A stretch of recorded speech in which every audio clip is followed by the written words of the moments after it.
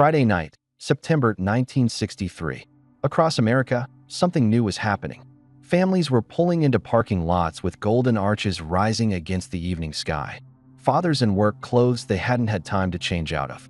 Mothers who'd spent all week cooking 3 meals a day, now sitting in the passenger seat instead of standing at a stove. Kids pressed against back windows, already knowing exactly what they wanted. The menu board was simple. Hamburgers, 15 cents. Cheeseburgers, 19 cents. French fries, 10 cents. Milkshakes, 20 cents. A family of 4 could eat dinner for under $2. Not a special occasion dinner. Not a once-a-year treat. Just dinner. This wasn't about the food. It was about something American families had never really had before. The ability to eat out without thinking twice about the cost. And for one brief window in American history, that's exactly what millions of families did. For most of American history, eating out meant either lunch counters for working men or white tablecloth restaurants for the wealthy. Families ate at home. That's just how it was. A mother cooked breakfast, packed lunches, and made dinner every single day. There was no alternative that made financial sense. The typical American family in 1960 spent roughly 25% of their income on food, and almost all of that was groceries. Restaurant meals were reserved for anniversaries, birthdays, or impressing out-of-town relatives.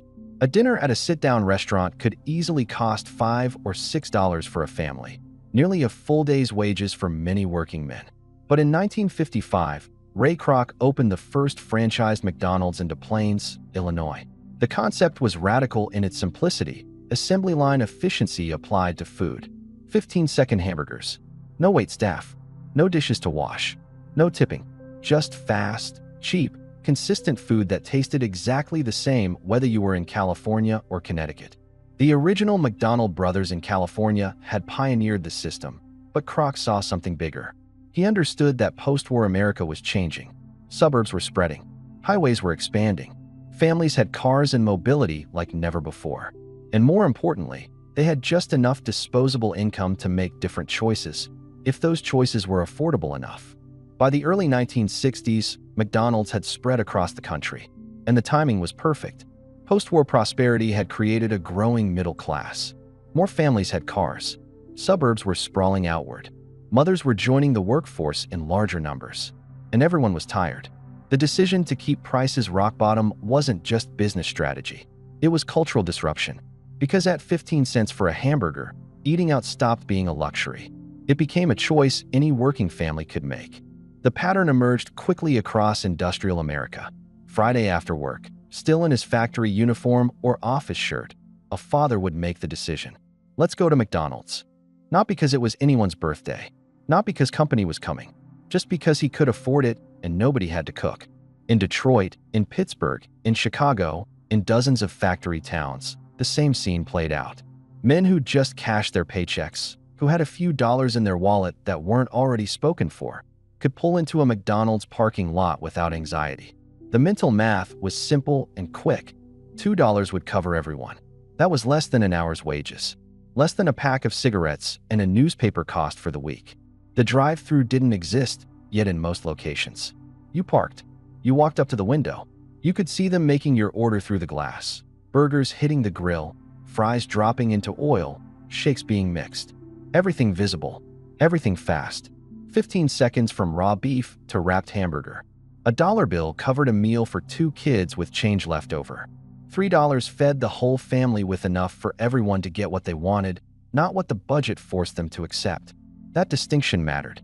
At home, dinner was often whatever stretched the budget furthest. Here, a kid could choose a cheeseburger instead of a hamburger because the 4-cent difference wouldn't break the family. For women who'd spent the entire week planning meals, shopping with coupons, stretching ground beef across multiple dinners, making Monday's pot roast reappear as Tuesday's hash and Wednesday's soup, McDonald's represented something profound. A night off that didn't cost a week's grocery budget. Consider what cooking dinner actually meant in 1963. No microwave. No frozen prepared meals worth eating. Everything made from scratch or close to it. A typical dinner required planning hours ahead, defrosting meat, peeling potatoes, preparing vegetables, timing everything to be ready simultaneously, then serving it, then cleaning up. Even a simple meal meant 45 minutes of active work and another 30 minutes of cleanup. Every single night. 7 nights a week. 52 weeks a year. There were no breaks unless you could afford to pay someone else to cook, and most families couldn't. Until McDonald's made it affordable. No dishes to wash afterward.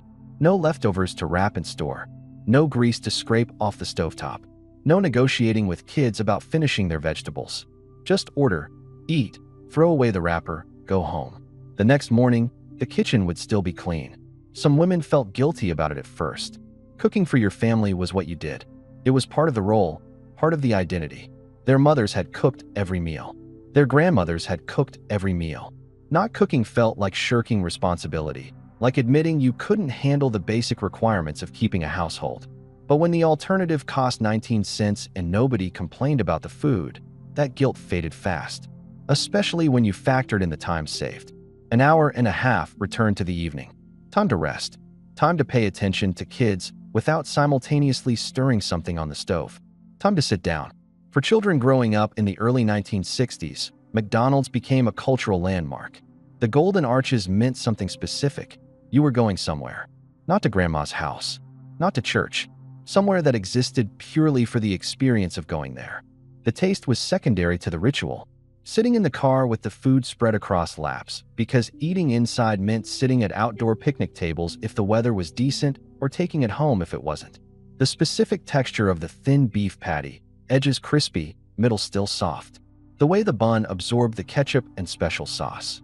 The perfectly uniform fries, each one the same golden brown, same thickness, same length. It wasn't home cooking. That was the entire point. Home cooking meant meatloaf and mashed potatoes, pot roast and green beans. Things that were good but familiar and required. McDonald's meant choice. It meant food designed to taste good to kids, not food designed to be nutritious and economical. And unlike a sit-down restaurant where children had to behave, had to use indoor voices, had to sit still through multiple courses while adults talked, McDonald's was fast. Order at the window, get your food in 2 minutes, 15 minutes, and you were done. Kids could be kids. Nobody cared if you ate in the car. Nobody expected you to make conversation or wait for everyone to finish before leaving the table. For many children, it was the first experience of a commercial space that catered specifically to them, not to their parents. To them, the bright colors, the simple menu, the mascots that started appearing in advertising. This was their place in a way the grocery store or the bank or the church never was. By the mid-1960s, a new American tradition had formed. Sunday after church, families in their church clothes stopping at McDonald's before going home. The parking lot filled with station wagons. Men in ties, women in dresses and heels. Kids in their Sunday best, already loosening collars and kicking off uncomfortable shoes in the back seat. 20 years earlier, this scene would have been impossible.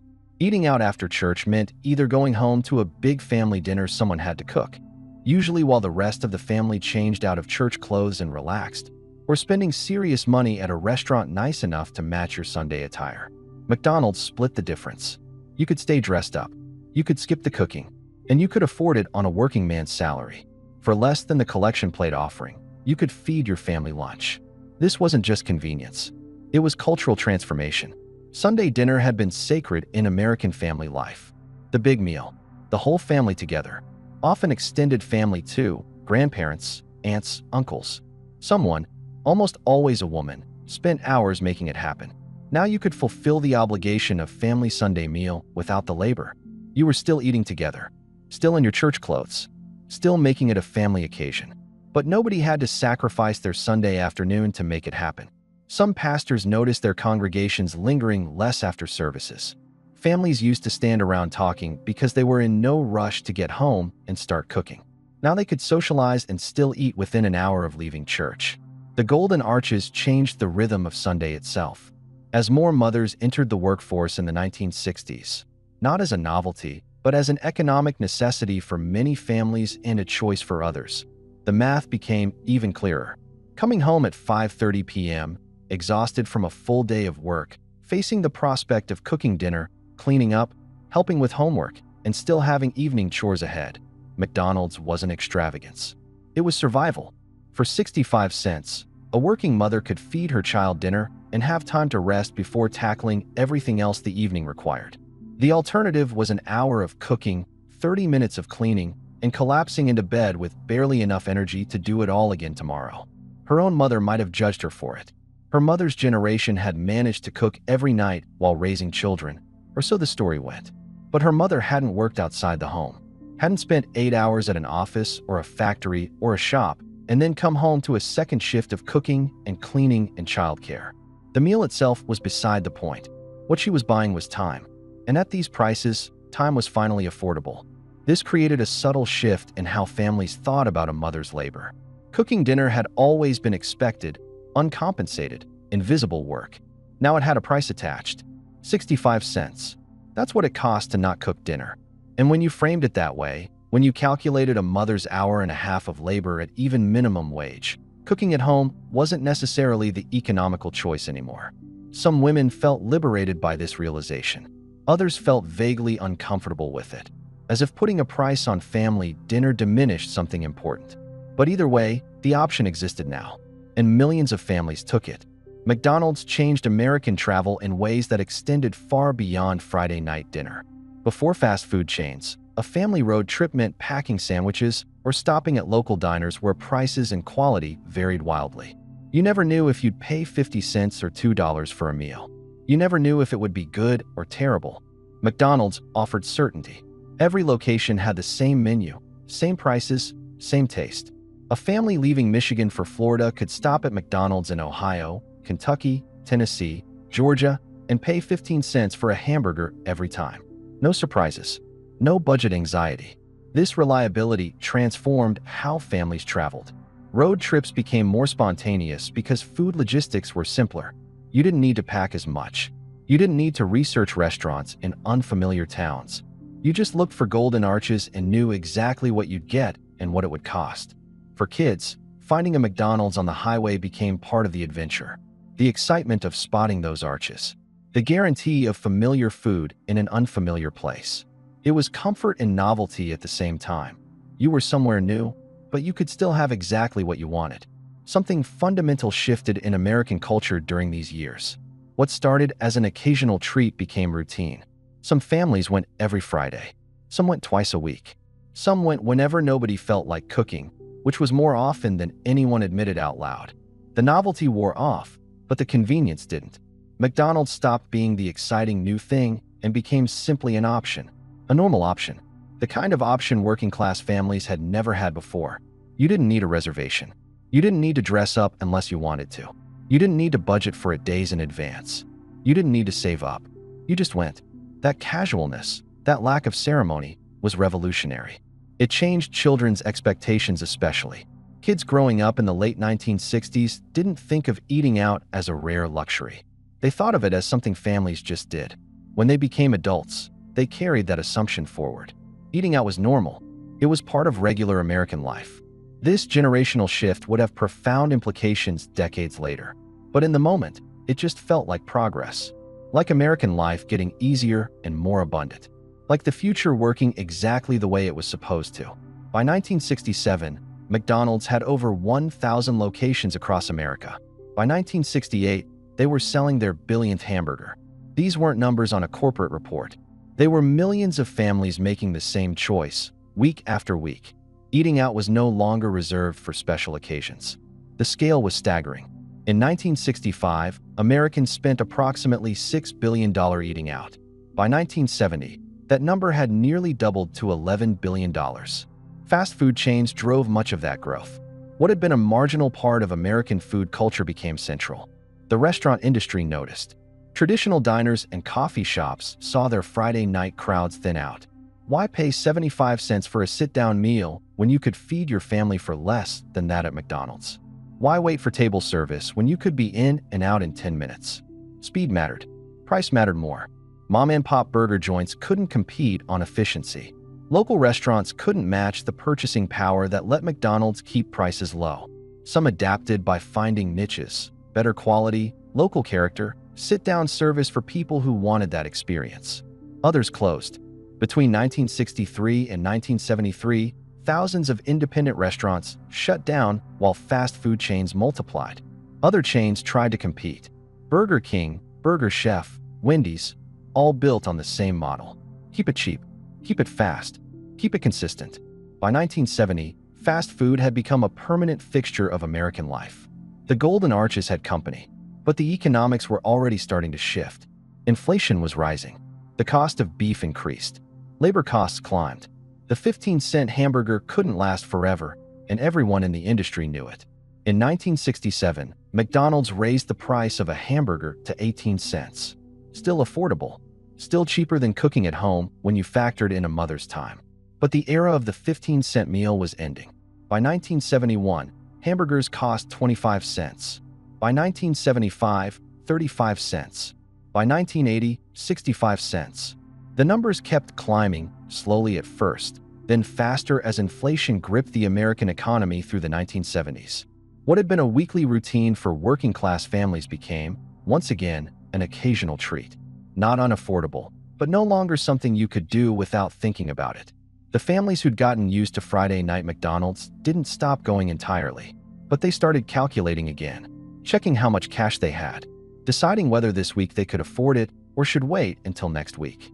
The mental freedom that came with knowing you could always afford it, that disappeared. But here's the part that often gets lost in the nostalgia.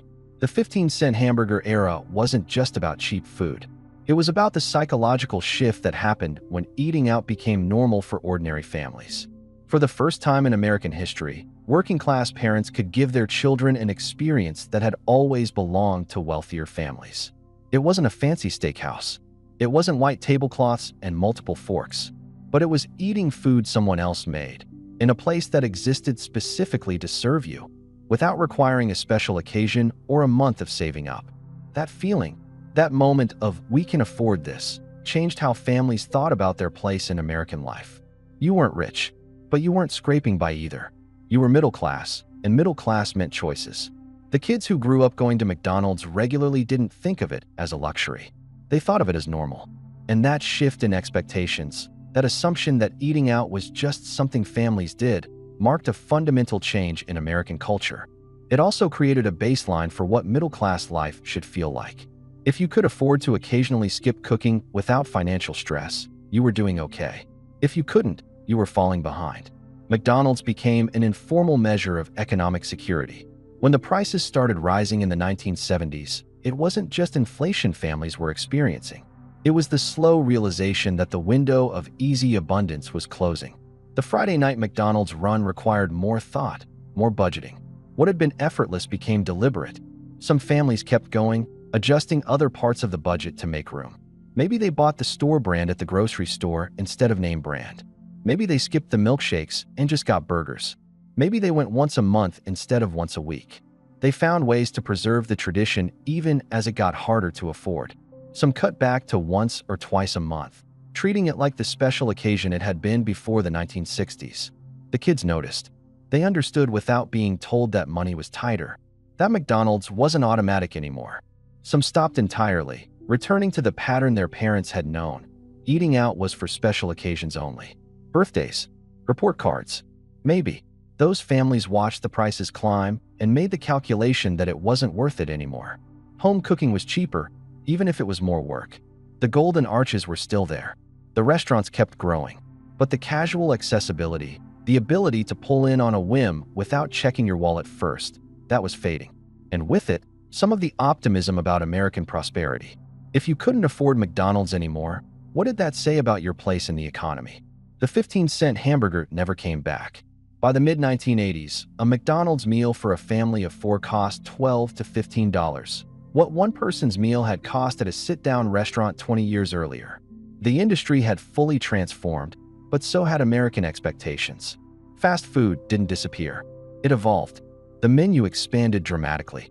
Value meals and dollar menus tried to recapture some of that original affordability, but the psychology had changed. Eating out, even fast food, required budget consideration again. McDonald's adapted by moving upmarket slightly. Better coffee, expanded breakfast menus, more expensive sandwich options. They were chasing a different customer now, not the factory worker feeding his family for $2, but the professional grabbing lunch, the suburban family treating kids after soccer practice, the travelers who wanted something familiar on the road. The generation that had grown up with 15-cent hamburgers raised children in a different economic reality. Going to McDonald's was still a treat, but it was a conscious choice, not a casual default. Parents checked prices before ordering. Kids learned to ask, "Can we afford it?" before requesting extra items. Some families adapted by cooking more at home, returning to patterns their grandparents would have recognized. Meal planning, bulk cooking, leftovers. The skills that had started to fade when eating out became easy suddenly mattered again. Others adjusted their budgets, prioritizing restaurant meals differently. Maybe McDonald's was still affordable, but sit-down restaurants weren't anymore. Or maybe McDonald's was the splurge and everything else got cut back to make room for it. What died wasn't McDonald's. What died was the brief historical moment when working-class families could eat out regularly without economic stress. That window, roughly 1955 to 1975, was an anomaly. A golden age that felt normal while it lasted and only revealed itself as exceptional once it ended. The comfort it provided, both physical and psychological, didn't disappear all at once. It eroded slowly. Prices climbed gradually enough that no single increase felt catastrophic. But looking back across a decade, the change was undeniable. What had cost a couple dollars now cost 10. What had been effortless now required planning. By 1990, the transformation was complete. Fast food was still faster and cheaper than sit-down restaurants, but it wasn't the budget miracle it had been. It was just another choice in a landscape full of choices, each with its own cost-benefit calculation. Today, a meal at McDonald's for a family of 4 can easily cost $30 to $40. A combo meal runs $8 to $10. The drive-through line is full, but the math has reversed. What was once the budget-friendly option now requires justification. We have more choices now. Hundreds of restaurant options. Delivery apps that bring food from dozens of places. Meal kits delivered to your door. Grocery stores open 24 hours with prepared food sections. The convenience has multiplied beyond what anyone in 1963 could have imagined. But we've lost something too. The specific freedom of knowing you could walk into any McDonald's in America and feed your family for pocket change. The certainty that working a regular job meant you could afford small indulgences without sacrifice. The efficiency is better now. The menu is larger. The food is probably safer, more regulated, more consistent. You can customize your order in ways that weren't possible when there were only 4 items on the menu. But it's not cheaper. It's not easier on the budget. It's not the effortless option it once was. The generation that remembers 15-cent hamburgers often talks about it with a specific kind of nostalgia. Not for the food itself. Nobody claims McDonald's in 1963 was gourmet dining. The hamburgers were thin, basic, simple, but for what it represented, a moment when working hard meant you could afford small luxuries without sacrifice. When a factory worker's Friday paycheck could buy his family dinner out and nobody had to stress about it. That's not a commentary on today's McDonald's. The company still serves millions of customers every day. It's still successful, still growing internationally, still innovating. The change isn't about the restaurant. It's about what's happened to American wages, buying power, and the cost of living. In 1963, the federal minimum wage was $1.25 per hour. A 15-cent hamburger cost 12% of an hour's wages at minimum wage. Today, federal minimum wage is $7.25 per hour. A McDonald's hamburger costs around $2.50, 34% of an hour's wages. The hamburger got more expensive, but more importantly, wages didn't keep pace. For middle-income families, the gap is even starker. In 1963, median household income was about $6,200. In 2024, it's around $75,000. That's roughly a 12-fold increase. But a McDonald's meal went from $2 to $35, a 17-fold increase. The math stopped working. The hamburger didn't change that much. Everything around it did. If you remember when McDonald's was the affordable option, when going there meant saving money, not spending it, you remember something significant. You remember an America where working-class wages went further, where a dollar bought more, where parents could say yes to small requests without calculating the weekly budget first. Maybe you remember sitting in the back seat of your parents' car, watching them order without hesitation. No checking their wallet first. No telling you to just get a hamburger instead of a cheeseburger to save 4 cents. Just, what do you want? And knowing you could actually choose. Maybe you remember being the parent, grateful for one night when dinner didn't require planning or dishes or exhaustion. Walking up to that window with your kids, ordering for everyone, and the total being less than $3. That specific relief of knowing you were feeding your family and it wasn't costing a significant portion of your wages. Maybe you remember the exact moment you realized it had changed. When you looked at the menu board and thought, wait, when did it get this expensive? When taking your own kids to McDonald's required the same budget consideration your parents had reserved for sit-down restaurants. Maybe you remember the Friday night tradition, the Sunday after church routine, the road trip stops where you knew exactly what you'd pay, the simple comfort of consistency and affordability existing in the same place. Whatever you remember, share it in the comments. Tell us what year it was. Tell us what your order cost. Tell us if it was a Friday tradition or a Sunday routine or just something you did whenever nobody felt like cooking. Tell us when you noticed it getting too expensive. Tell us if you kept going anyway or if you had to stop. Because this isn't just about hamburgers. It's about a specific window in American economic history when working families had a little more breathing room. When the gap between working hard and living comfortably was smaller. When 15 cents bought more than a hamburger. It bought the feeling that you could afford to take care of your family without stress. And everyone who lived through it knows exactly what was lost when the prices climbed and that feeling went away.